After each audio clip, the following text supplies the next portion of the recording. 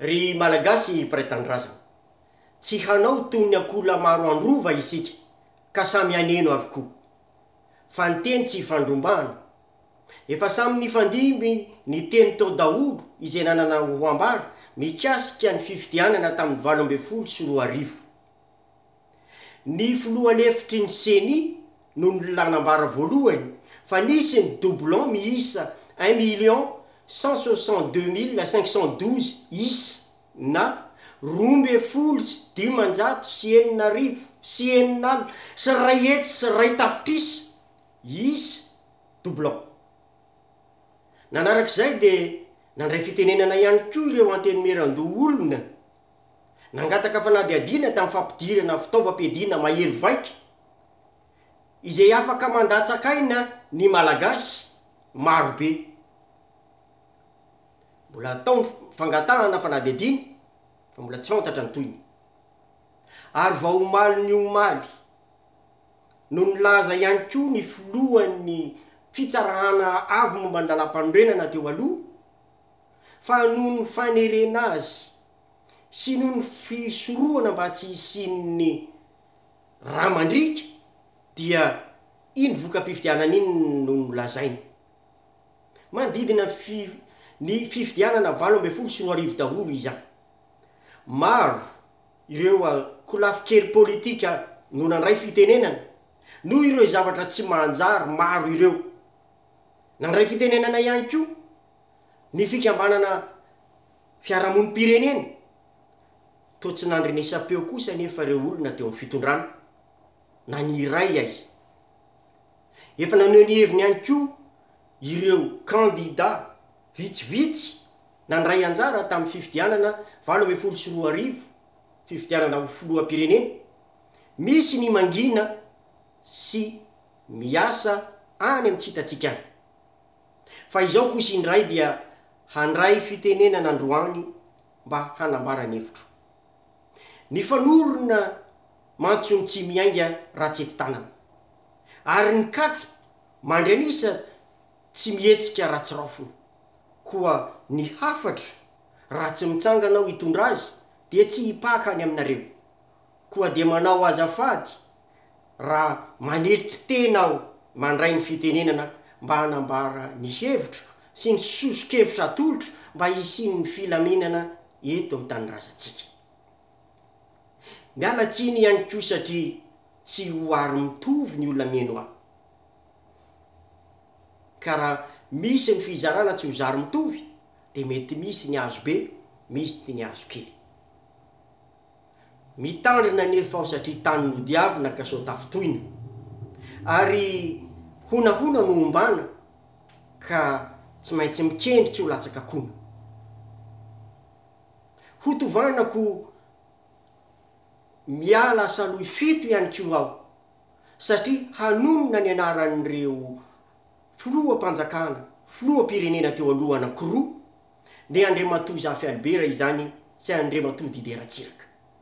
Ka ho fanomezantsika voninahitra azy, ho fanomezako voninahitra azy manokana, dia hangataka atsika ho hangina kely aloha ary eritreritra ny hafatra izay netiny ho atsika.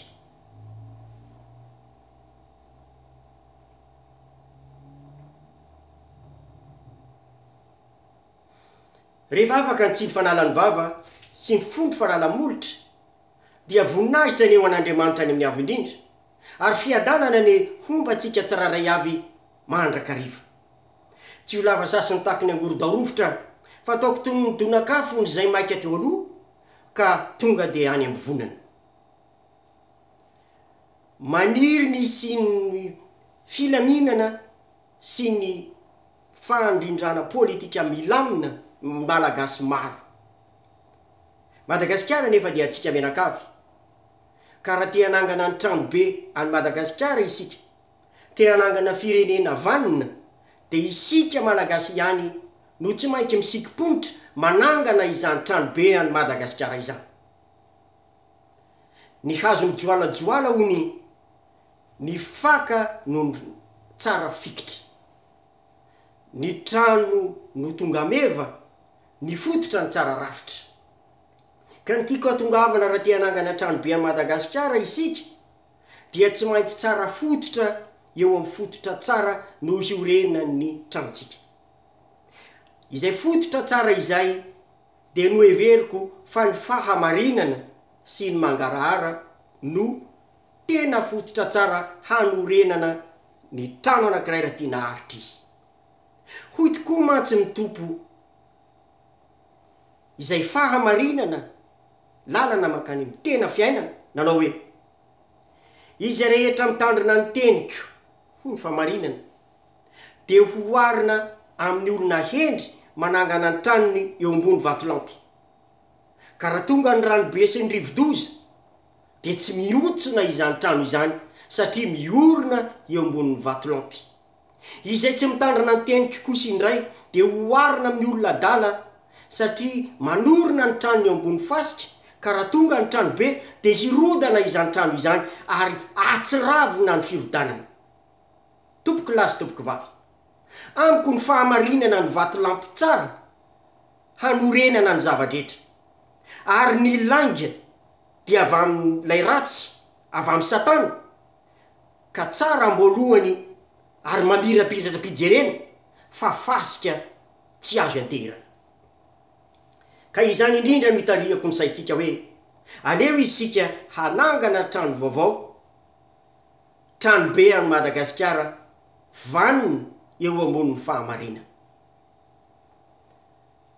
Manontany angamitsika hoe ahoana ny lalana.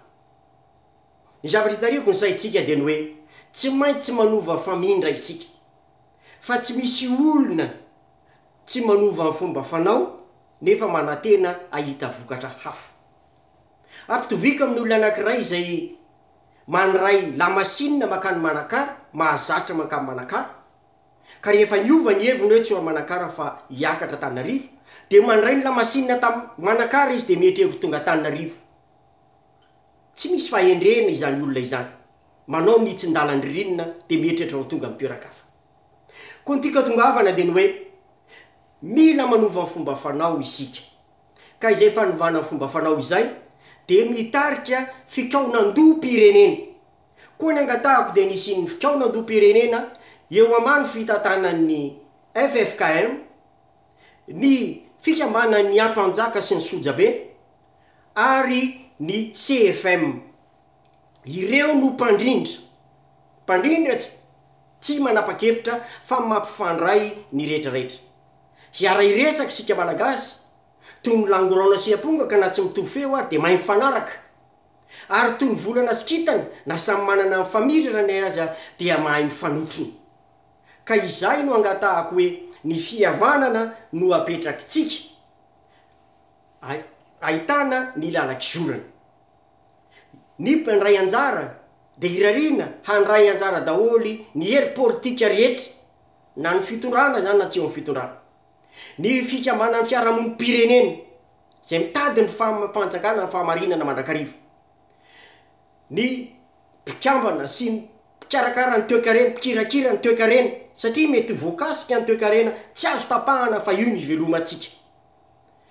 Ny ho lavitry ny mpitsara, raha nangana fahamarinana isika dia tsy maintsy mila mpitsara mahaleo tena tanteraka, tsy fehezin'ny politika, tsy fehezin'ny izy ninona, fa afaka tanteraka ary ny marina ihany no avoakany amin'ny anaran'ny vahoaka malagasy.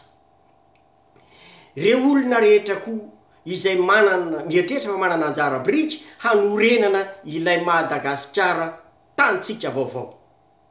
Ny polisy, ny gendary ary miaramila dia saina manokana handamina ny fivoriana sy ny fikaonan-doha-pirenena, ary anery ihany koa ireo ilaina ho tonga nefa tsy tonga, ary hanatanteraka amikery izay zavatra tapakeo mba hisiny ny filaminana hisorohana ny ady an-trano. Ny basy ma tsy hifampitifirana, ny antsy hifandrasana, fa ny teny hifampiresana. Koa aleo isika hampiasa ny fahendrena, ka ny teny no ampiasaitsika hifandimbiasana, hahitana ny tena marina, ahafahana mampivoaka an'izao krizy izao. Ny lahadinika atolotro, tsy voatery izay fa samy manolotra isika rehetra. Ny lahadinika atolotro dia ny hoe reona aoriana ny fikaonan-doha-pirenena, ahoana ny itondrana ny firenena. Apetraka amin'izao fitondrana izao ve sa ahoana ny fandaminana mba ho samy manaiky ny rehetra efa nisy aloha ny doublon, efa nisy ny tsy manjary, fa ny hoe ahoana ny toy fa ny fiainam-pirenena tsy maintsy mitohy. Ny afatra tiako lazaina tamin'ny tenenako hoe iteny ny anaran'ny filoham-pirenena teo aloha, dia ny afatra zay napetraky Zafy Albera tamin'ny fiainany de ny hoe tiany anjaka eo amin'ny tantsika ny fahamarinana sy ny demokrasia, ka tiako atsipika ao anatin'ny lahadinika izy io.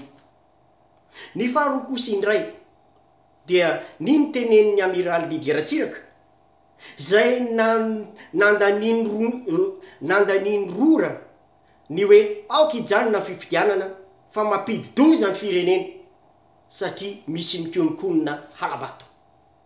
Vao marina izy ankehitriny koa mitarika indray izany amin'ny alalany hoe ahoana ny anaovantsika fifidianana madio sy mangarahara. Homme d'État ireo olona ireo, ary noho ny fisiany continuité de l'État tsy hoe lasa any varotsy mifody izy akory de hijanona ny asa zay efa natombony, fa tsy maintsy isika avy atorina indray no mamoaka sy manohy ireo asa zay efa natomboka rehetra. Ny farany de ny fametrahana, ny fandiniana ny hoe ahoana ny anarahana ny fifidianana, fa raha CENI izay efa nanao doublon sy ny HCC zay tsy nahatana azo ndamosiny fa voatery, de tsy maintsy mandinika atsika hoe ahoana ny arovana azy so de nisy fikasana mono azy tao sy ny rehetra. Ary farany de farany tsy mahazo matoritory manana aretina isika. Nisy fitoriana ho iahotery aloha efa natomboky ny fanadihadiana natomboky ny anteny randoolony de ny fampidirana fitaovam-piadina mahery vaika ao Madagasikara. Mbola ao reo fitaovam-piadina ireo, noho izany tokony isy fanadihadiana sy ny fitsarana iza napiditra azy sao de hery vahiny, ka zay ny mahatonga ny vahiny hanjakazaka ao amin'ny tanitsika amin'izao fotoana izao. Mila fatariny zany ary mijoroy ianareo fitsarana. Faharoa ny fitsarana amin'ny doublon, iza ny tompona andraikitra, ahoana ny nanaovany azy mba hafahana misintona lesona ho an'ny fifidianana manaraka. Izany de midika fitsarana maleo teny. Ary farany de ny fananganany any HCC izay tsy mitanila ary koa tsy azo ampitahoriny, voaro tsy azo ampitahoriny satria mety mbola misy ny zavatra hafa fa ao anatin'ny fanadihadiana no alalantsika azy sy ny fikaonam-doha-pirenena. Hevitra ny atolotro mba hisorohana ny ady an-trano ary mamelanja trano ny fihavanana malagasy. Ozy matsy ny fitenenana hoe raha ny mpanasina sy ny asinina ny fanasikasina, hisy asikasina sy mametraka avo ny fanasinana de ho masina ny fihavanana. Averiko indray manakasina isika malagasy ary tsy azo anaovana zavatra ratsy na rovina na rovina. Manambara izany ireo loza be da be nazo atsika toy ny loza folon'ny Egypte. Ray andro monja tao reny amin'ny fianianana de efa nianjera amin'ny vato be, de mitohy hatramin'ny arety mandringana amin'izao fotoana izao. Teo anelanelany nisy ny fisehon'ny raha navalina faharoa tamiko. Tsy eken'Andriamanitra zao fitondrana izao ary tsy eken'ny razana. Koa mila mifoy isika olombelona fa misy hery hafa ihany koa. Fa raha manao ny marina isika de ho fitahina ny azo atsika. Fa raha manao no foana de toy ny hoe arahan'oziny. Ka ny firariana de ingane antsika andaira-tsodrano ary ho feno ny asambarana. Fa raha azahoana izany nefa de tsy maintsy manao ny marina. Koa manainga atsika rehetra ary mba hanao ny fikaonam-doha-pirenena ary izao afatra izao ane hatsipiko any am-pony malala fa tsy ho atady atsipiko any amin'ny tandroko ny omby. Saotra tompoko lahy, makasitraka tompoko vavy, masina ny tany razana.